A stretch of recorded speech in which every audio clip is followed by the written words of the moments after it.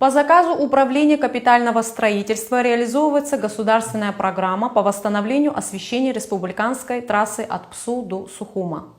С марта месяца подрядная организация общества с ограниченной ответственностью «Апснолайт» ведет работы по частичному демонтажу и замене опор освещения, замене светильников, восстановлению трансформаторных подстанций с их частичной заменой. По словам заместителя директора общества с ограниченной ответственностью «Апснолайт» Беслана Пилия, на сегодняшний день из 5510 светодиодных светильников уже заменены более 2200. По республиканской трассе от ПСУ до Сухума в общем замене подлежат около 100 опор освещения. На этой неделе специалисты работают вдоль центральной трассы города Гагра. Задействованы 2 единицы спецтехники. Беслан Пили отметил, что из-за погодных условий они вынуждены были периодически останавливать процесс работы, но и тем не менее укладываются в сроки.